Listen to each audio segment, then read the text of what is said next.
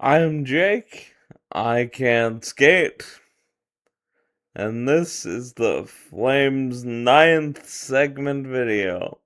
The Calgary Flames finished their 9th 7-game segment of the season, meaning 63 games, 2-4-1, bringing their overall record to a pretty miserable 25-31-7. And it's a lot of the same stuff.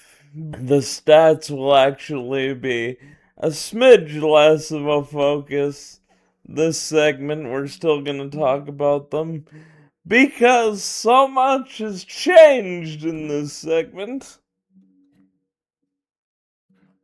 During the 9th 7-game segment of the season, the Flames traded two of their best players in Mackenzie Weegar and Nazem Kadri.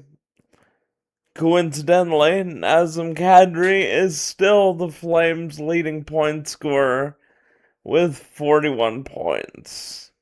Hopefully, in the last 20 games, somebody passes Naz, because that's pretty sad. These trades are a clear signal that the team is focused on developing its prospects and seeing what happens in the draft lottery. We won't be talking too much about the playoff line, except for one kind of wacky stat. To get into stats, after 9 segments, the Flames are last in the league in goals for, and they're averaging 2.48 goals a game. And they're middle of the pack in goals against. That's about right with this team. Defensively, things look better than offensively, and they have all season. With that said, the Flames have still given up 3.06 goals a game.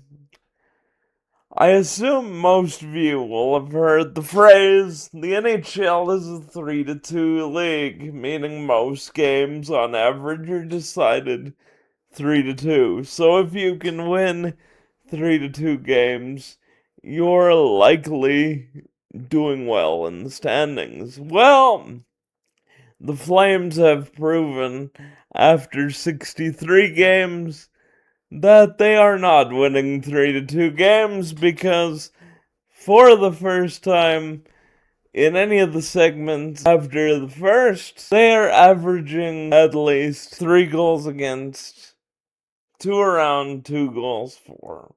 We are the poster child for the reverse of how things should be if the season is going well. And I mean, at 25-31-7, I'm guessing that doesn't really surprise many of you. What this ultimately will mean is a lot of experimentation down the stretch, as I've said. And that means things like seeing Victor Olofsson on the power play, having Zane Parekh quarterback a power play, having a power play unit with 5 forwards on it. Mixing and matching things to see if we can find something that's going to work a little better as our young players mature. And in terms of the power play, we'd really like to find something, because currently the Flames power play is abysmal. It's its 29th at 16.1%. Like the defense, the defensive side of special teams, meaning the penalty kill, has been pretty exceptional. It's still a top 10 unit in the league at 81.6%. You know what we call that in the business? We call it a silver lining. We got something working. The penalty kill's pretty good. And that's good, because we have the 4th most penalty minutes in the NHL. Ultimately, this is a team that defends, at the very least, adequately for the NHL, but they can't score. And when you can't score, you're not gonna win. Which is why all of us will be refreshing the draft lottery simulator to see which forward could be coming our way, assuming the balls fall the way they're supposed to. Currently, we'd be looking at probably Ivar Stenberg, with Vancouver drafting Gavin McKenna. But, as we've seen, there's usually movement in the draft lottery, so we shall see. In terms of getting the best odds, despite being relatively abysmal and 31st in the league, the Flames aren't likely to drop to dead last because they have 57 points, and the dreadful Vancouver Canucks have 46 and have won less than 20 games. They have had a truly awful season. So it is likely that, maintaining our current form, the Flames will have the second best odds in the draft lottery. The funniest stat I mentioned earlier is the fact that even at 57 points and essentially conceding at the trade deadline that the dream is over, the Flames are still mathematically closer to the playoff line than the best odds at the draft lottery. They're 10 points under the playoff line. We're not getting there.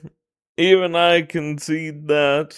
But they're still minus 11 in the reverse standings, which is kinda crazy. Let me know what you see moving forward. What are you most looking forward to in this sort of experimental phase of the season? Who are you looking forward to signing?